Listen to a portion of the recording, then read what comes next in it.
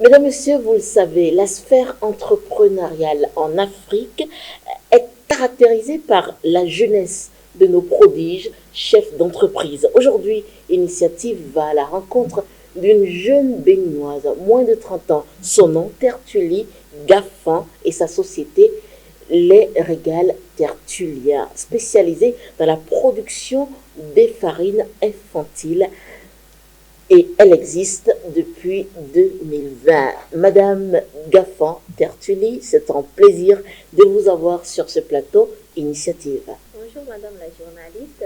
Comment vous allez? Je vais très bien, merci.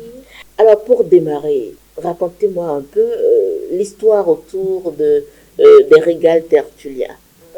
Les Régales Tertuliens, comme vous l'avez si bien dit, c'est une société qui existait déjà depuis août 2020 et elle fait la production et la commercialisation de certains produits agroalimentaires, dont deux farines infantiles. Dans un premier temps, les farines infantiles enrichies aux fruits secs et les farines infantiles enrichies au chocolat. Et pour finir, nous faisons également la farine de sushi. Parlons d'histoire. Bon, avant que le régal tertulien n'existe, je suis tout d'abord titulaire d'une licence professionnelle en agrotechnologie. Tout juste après ma licence, j'ai eu à faire de petits jobs, comme on le dit enfin, communément, de petits jobs. Je fus secrétaire, caissière, agent commercial dans des sociétés privées différentes. C'est compte tenu des expériences que j'ai acquises durant ce petit bout de temps qui m'a enfin permis de m'installer à mon propre compte. Alors déjà, comment est-ce qu'une femme, comment est-ce qu'une jeune fille, on va dire, voit naître en elle la nécessité d'entreprendre elle-même au lieu de continuer à se la couler douce en faisant les petits jobs comme vous dites? D'accord. Oui. En réalité, vous savez, il faut faire certaines expériences pour pouvoir comprendre. En fait, moi, je vise toujours haut. Je vise toujours haut. Quand je faisais mes petits jobs, comme on le dit là, j'étais limitée à mon salaire. J'étais limitée à mon salaire et puis je n'étais pas en fait épanouie dans ce que je faisais. Et comme à l'université, enfin, pour mon diplôme de fin de formation, on a soutenu un mémoire projet. C'est un mémoire projet que j'ai soutenu, enfin, bien entendu, sur les farines, puisque j'ai Sur les travaillé farines sur infantiles? les farines infantiles. Ok. J'ai travaillé sur les farines, j'ai soutenu un mémoire projet sur les farines. Donc, je me dis, au vu de tout ce que j'ai vécu, de tout ce que j'ai eu comme expérience durant mes petits jobs, il fallait tout de même que je m'installe à mon propre compte, ce qui a été le cas et d'où la naissance de Régal Tertulien. Pourquoi spécifiquement les farines infantiles? Vous auriez pu choisir autre chose. Bon, on ne fait pas uniquement les farines infantiles, comme je l'ai dit, on fait également la farine de souchet. Les enfants n'en consomment pas, ce n'est que les grandes personnes qui en consomment, beaucoup plus les diabétiques, ceux qui ont des problèmes de digestion et consorts. On ne fait pas que les farines infantiles. Et dans peu de temps, nous mettrons également sur le marché d'autres types de farines, puisque c'est dans le projet, on mettra sur le marché d'autres types de farines. C'est donc pour signifier en fait qu'on ne fait pas uniquement les farines infantiles. Voilà. L'autre aspect de ma question, c'était, c'est pour répondre essentiellement à quel besoin? Je ne sais pas, le faiseur de farine existait. Pourquoi avoir choisi spécifiquement? D'accord. En réalité, est-ce que c'est une histoire due au passé ou un kiff? Je ne sais pas. Bon, il faut dire que quand j'étais à l'université, j'ai chopé une grossesse en deuxième année d'université. Ok. Voilà, ça a fait que gérer et les cours et le petit, enfin, dans le temps, parce qu'à un certain âge, le lait maternel seul ne suffisait pas, il fallait faire des compléments alimentaires enfin, qui permettra à l'enfant de... Qui a la même valeur nutritive. Bien entendu, et tout. Bon, ce que nos mamans ont l'habitude de faire à la maison, ce sont souvent des trucs, bon, voilà, on mélange juste le maïs, le sorgho, le soja. On ne tient vraiment pas compte des valeurs nutritionnelles et des besoins dont l'enfant a besoin pour sa croissance. Du coup, je me dis, mais quand puisque j'étais dans le cas, ça m'est arrivé parce que je le faisais à la maison et tout et tout.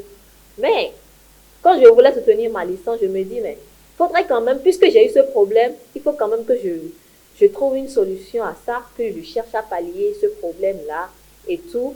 Donc, c'est de là, c'est même ça qui m'a même motivée à travailler sur les farines.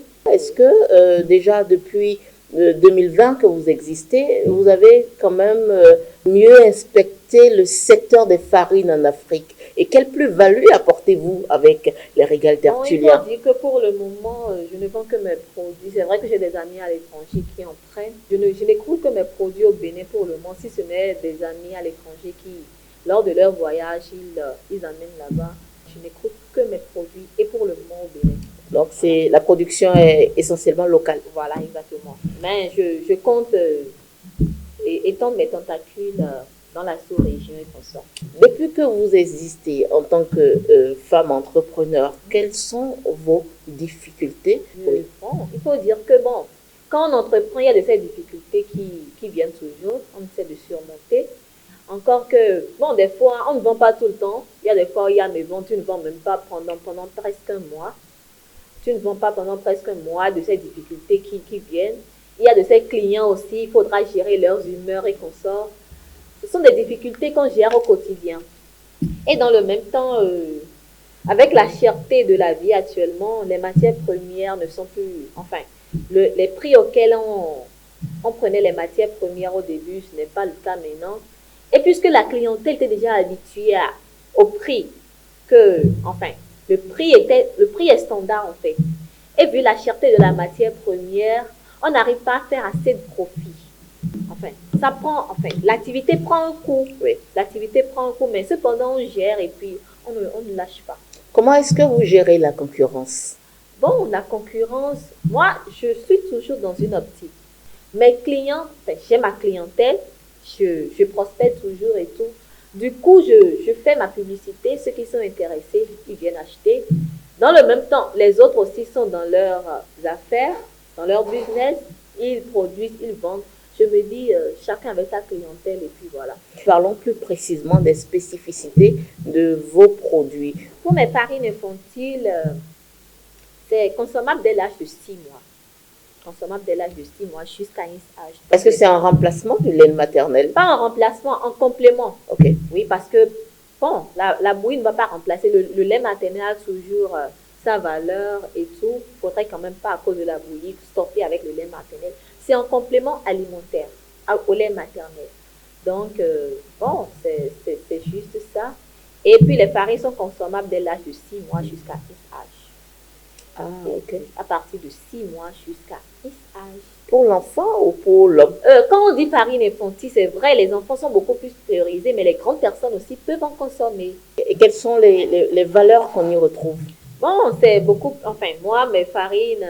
bon, c'est pas pour faire un peu de marketing et comme ça. Non, allez-y. Ce sont des farines riches.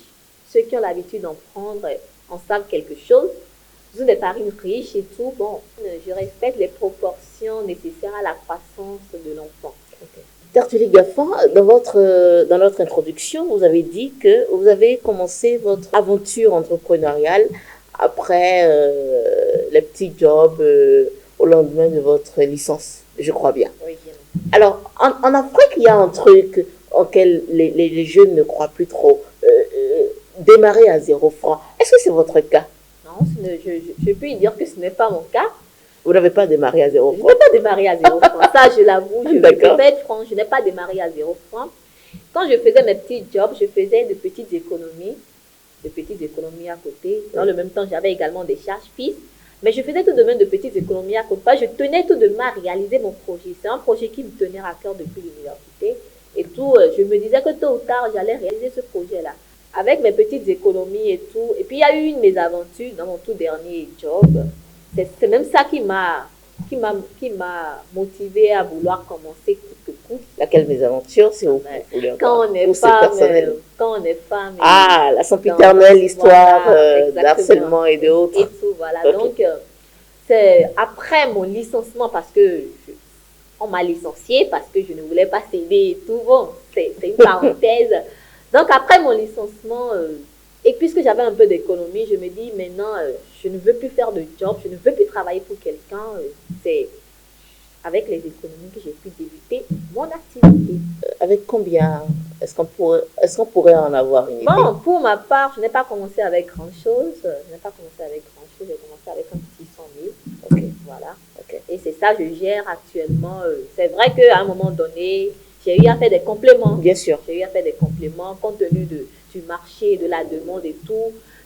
Quand tu commences, c'est vrai, tu ne commences pas souvent avec une grande quantité de produits, mais à force de faire des publicités, de te faire connaître et de bouche à oreille également, la demande augmente et il faudra augmenter la production. Donc, je disais qu'à un moment donné, j'ai fait un complément et voilà. Alors, quant à la production, aujourd'hui, est-ce que vous avez de petites machines pour la production? Est-ce que vous produisez à l'interne des régals tertuliens vous-même ou Bon, vous avez des partenaires qui s'en chargent? Je n'ai aucun partenaire. Okay. Je fonctionne seule. Je Okay. travaille seule. C'est vrai que j'ai une main-d'œuvre qui vient m'aider pour les grandes productions ou bien pour des commandes particulières. Je fonctionne seule. J'ai acheté mes machines petitement, enfin moi-même. Et grâce à la main-d'œuvre, j'essaie de fonctionner pas à pas. Je n'ai pas encore une unité de production grandeur nature. Grande, voilà, une si grande unité de production, mais j'essaie de gérer avec mes moyens de bord. Alors, puisque vous êtes quand même à vos débuts et tout, parlons aujourd'hui des projections. Lorsque vous vous projetez les régals tertuliens dans 5 ans, ça donnera quoi? Dans 10 ans, ce sera quoi? Bon, j'essaie tout de même de m'imposer sur le marché. Je voudrais une référence. Je voudrais une référence. Du coup, quand on vient, on dit je veux telle farine, je veux telle farine. Il faudrait quand même qu'on dise les régals tertuliens. Vous voyez? Donc, je souhaiterais une référence dans ce que je fais. Ce n'est pas que les farines infantiles. On mettra sur pied bientôt d'autres types de farines et consorts. Donc, je voudrais une référence en matière de farine. Voilà. Alors, vous voulez être une référence de la farine au Bénin et pourquoi pas en Afrique ou dans le monde. Aujourd'hui, par cette émission, sûrement qu'un seul jeune vous a regardé et a eu envie de faire aussi comme vous. Si vous devriez lui passer un message à l'Africaine, que lui direz-vous? Car un jeune qui me suit actuellement, si je dois lui passer un message, c'est d'avoir la volonté de vouloir entreprendre. Vous voyez, il faut quand même que cette volonté-là existe. Et en plus de la volonté, il faut quand même que cette personne ait cette motivation, que cette motivation ne faiblisse pas, voilà. Et qu'une fois à ses débuts, qu'elle persévère, que cette personne persévère, parce qu'à un moment donné, on a envie de tout lâcher, de tout abandonner. Il faut quand même que cette personne soit persévérante. Quel est votre secret lorsque vous traversez ces moments où vous avez envie de tout lâcher? Bon, c'est vrai, il y en a eu 2 fois et j'avais envie d'abandonner et tout. Mais il ne faut juste pas laisser, il faut juste te rappeler de ce que tu avais à l'esprit quand tu débutais le projet. Voilà, il faut juste avoir à l'esprit. Quand je voulais débuter, j'avais une certaine motivation. Je voulais commencer pourquoi? Vous voyez, donc il faudrait juste avoir ça à l'esprit. Et dès que tu l'as à l'esprit avec un peu de volonté et de motivation, on surmonte cela.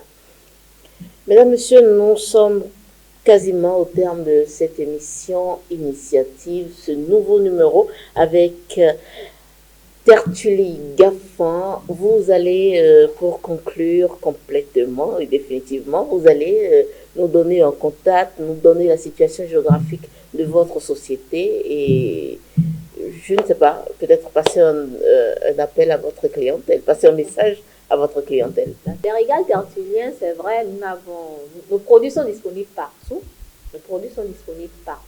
Que ce soit à Porto-Novo, à Cotonou, à Calavi, à Parakou, à Boïcan. Partout sur toute l'étendue du territoire. Sur toute l'étendue du territoire.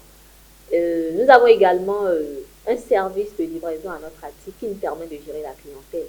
Ceux qui ne veulent pas se déplacer et tout, on peut vous faire une livraison à domicile. Pour nous joindre, le 91 99 00. Appel et WhatsApp. Et c'est la fin de cette émission, de ce nouveau numéro de votre émission Initiative dont vous connaissez déjà le concept. Merci de nous avoir suivis. J'ai reçu pour ce nouveau numéro Tertulie Gaffan. Elle est la jeune promotrice, moins de 30 ans, des régals tertuliens. Abonnez-vous à ces produits, consommez massivement, consommons local, comme on dit, et mieux consommons en Afrique.